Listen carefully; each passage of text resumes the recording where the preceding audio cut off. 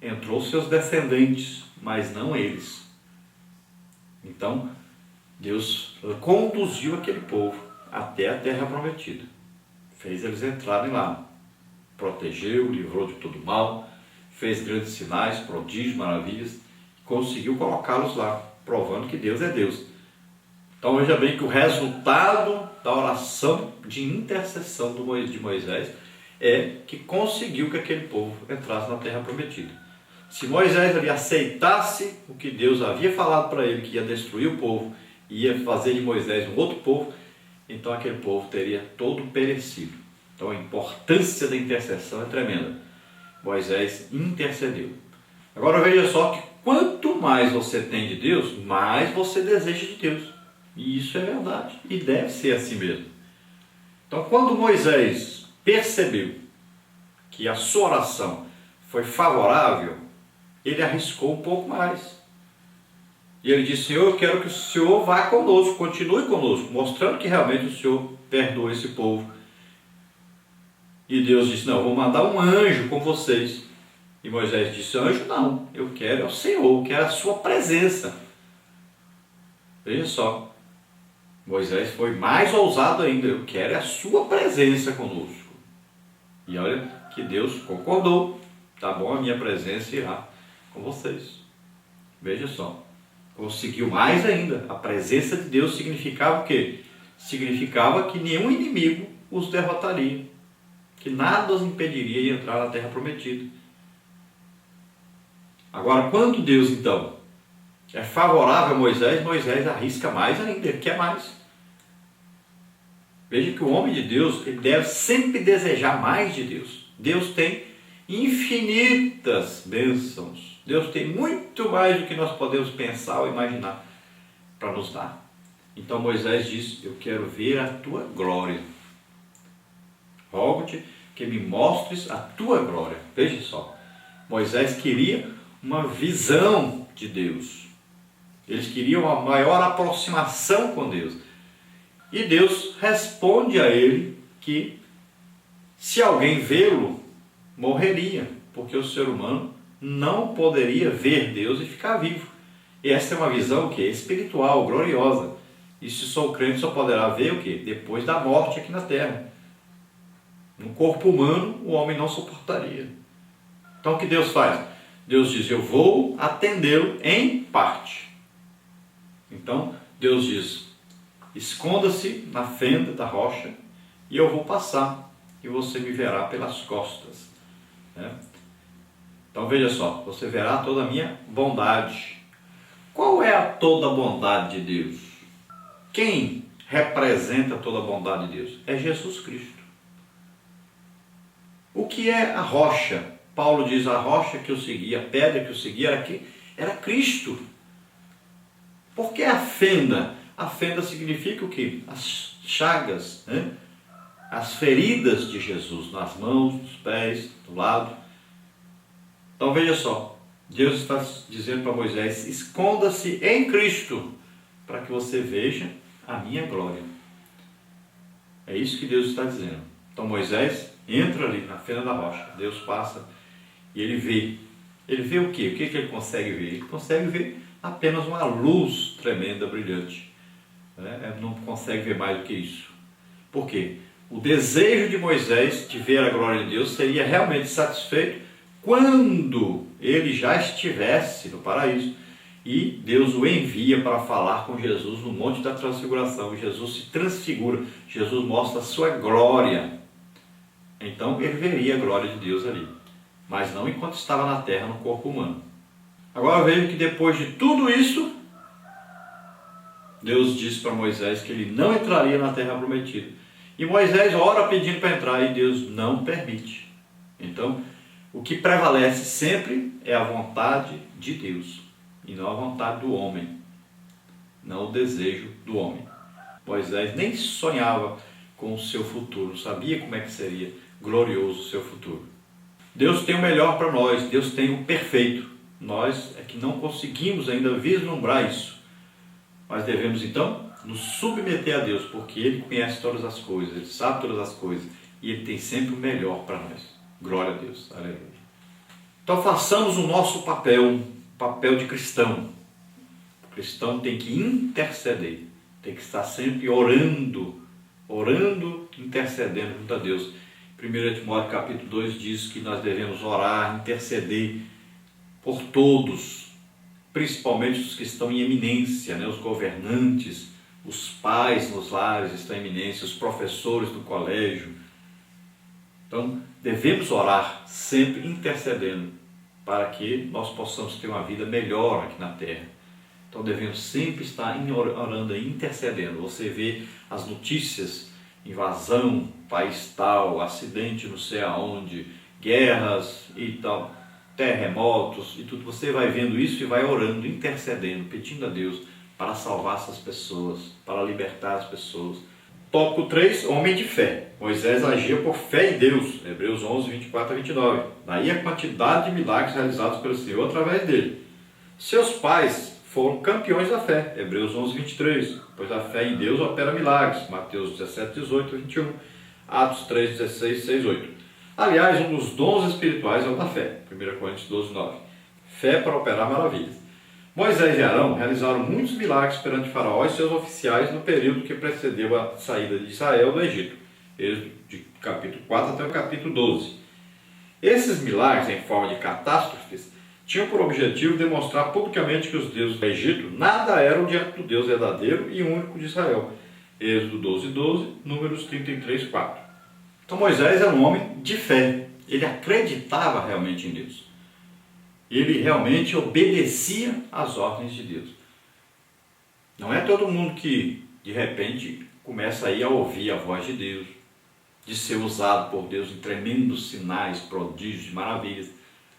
São pouquíssimas pessoas, porque é necessário fé. Aquele que se aproxima de Deus, é necessário que ele tenha fé, que ele acredite realmente em Deus, que ele possa orar, interceder e buscar a ação de Deus, porque ele acredita que Deus está ouvindo a sua oração, que Deus atende a oração e que Deus faz sinais, prodígios, maravilhas, milagres. Então eu preciso acreditar. Para acreditar é necessário fé, porque a fé você acredita antes de acontecer. Você acredita antes de ver. Então é necessário fé. Então tenha fé. Sem fé é impossível agradar a Deus. E nós vamos ver que Deus usou Moisés em tremendos milagres que vieram em forma de catástrofes para o Egito, né? Ali rãs, piolhos, né? Morte dos primogênitos, água transformada em sangue. Então, todas aquelas pragas que aconteceram ali foram então exatamente para mostrar aos egípcios que Deus é Deus, que tudo aquilo que eles pensavam que eram deuses, na verdade não era nada. Poder realmente, toda honra, poder, glória, tudo pertence ao Deus, Deus único e verdadeiro. Glória a Deus. Na parte número 3, nós temos aí aprendendo com Moisés. Tópico 1, a cultivar a comunhão com Deus. Tópico 2, a ter comunhão com outros crentes. Tópico 3, aceitar o ministério de líderes piedosos. E tópico 4, a ter cuidado com os inimigos. Vamos ver então, tópico 1, a cultivar comunhão com Deus. Cultivar significa incentivar, preparar para o crescimento. Muito antes de as primeiras flores aparecerem ou os sinais do fruto serem vistos, muito foi feito para preparar a planta para o fruto esperado. O lavrador cuida da planta com zelo para que esta seja mais produtiva. Este processo de carinho e atenção é o cultivo. É em nossa relação com Deus, mediante a comunhão contínua, que a nossa vida é mudada e desenvolvida em direção à realização plena. Como filho de Deus, você desfruta de plena comunhão com o Pai, o Filho e o Espírito Santo? Cultive como Moisés esta comunhão, passando mais tempo com Deus em oração, leitura da palavra e adoração. Moisés foi um homem que cultivou uma comunhão bastante íntima com Deus. Então, cultivar comunhão com Deus significa que nós vamos fazer como aquele agricultor, que ele vai preparar o solo para receber a semente, depois ele vai colocar a semente, depois ele vai cuidar para que essa semente não seja aí afogada, né, por mato, destruída pelos intempéries. Ele vai ficar aí com cuidado para que aquela semente desenvolva e nasça ali uma planta e produza fruto essa planta depois. Então, assim também, nós vamos cultivar aí uma amizade, uma intimidade com Deus. Como é que nós vamos fazer isso? nós temos que estar sempre lendo a Bíblia, meditando na palavra de Deus, temos que estar praticando o jejum, nós temos que estar orando, buscando intimidade com Deus, falando com Deus. É importante isso todos os dias, de preferência mais de uma vez por dia. E quanto mais nós vamos ter intimidade com Deus, mais Deus nos atende quando nós oramos, quando nós pedimos alguma coisa a Ele, quando nós intercedemos junto a Ele por alguém. E é assim que funciona.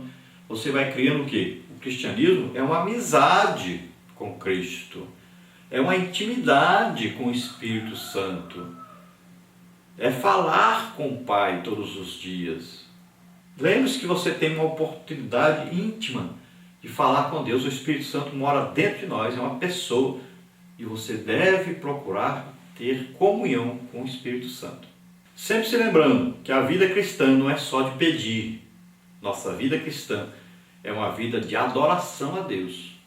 Tópico 2 é ter comunhão com outros crentes. Através da vida de comunhão com os santos, você é incentivado a viver a vida cristã saudável e abundante. Os primeiros cristãos tinham comunhão diária entre si. Atos 2,46. Não admira que suas vidas fossem testemunhos poderosos do Evangelho e fizessem com que as pessoas tivessem sede de salvação. Havia uma colheita diária de almas, à medida que o Senhor acrescentava à igreja os que iam sendo salvos. Atos 2,46-47. Moisés prezava pela comunhão em família e com todo o povo de Deus.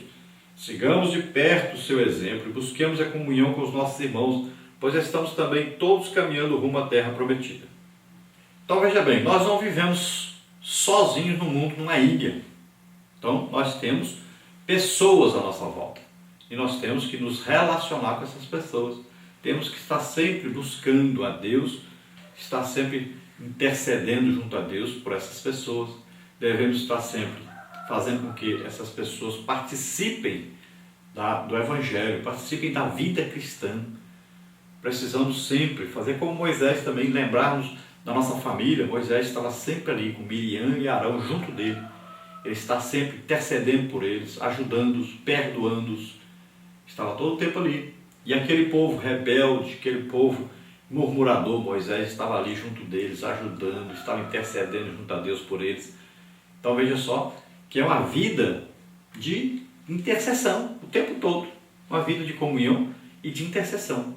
E nós temos como maior exemplo o livro de Atos dos Apóstolos, aí, o início da igreja. Veja que eles se ajudavam uns aos outros. E eles estavam sempre reunidos em oração.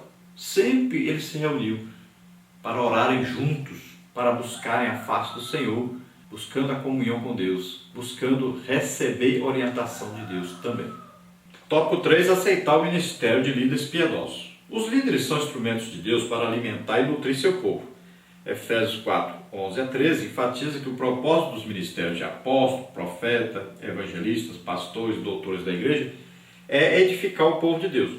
Quando você aceita e aplica os ensinos de Deus, que nos são proporcionados por meio dos líderes que Ele chamou, você é levado a um lugar de maior fertilidade e de crescimento. Efésios 4,16.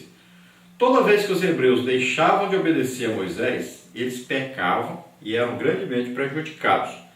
Quando Miriam se rebelou contra a liderança de Moisés, seu irmão, ela ficou leprosa e o povo todo não pôde partir. Todos ficaram retidos pela desobediência de uma única pessoa. Então existe uma liderança na igreja que ela foi dada pelo próprio Cristo.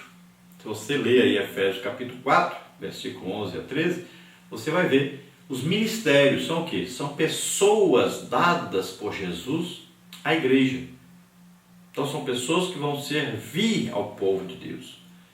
E uns são chamados para evangelizar, outros são chamados aí para ensinar, outros são chamados para aí organizar, outros são chamados para aconselhar, outros são chamados para marchar à frente do povo, mostrar a direção. Então, olha bem que são os ministérios. Vamos estudar isso no próximo trimestre agora. Vamos estudar aí os dons ministeriais, né? Nós vamos estudar aí também os dons de Deus Pai, os dons de Jesus Cristo, são os dons ministeriais, os dons do Espírito Santo também nós vamos estudar. Então, isso detalhadamente.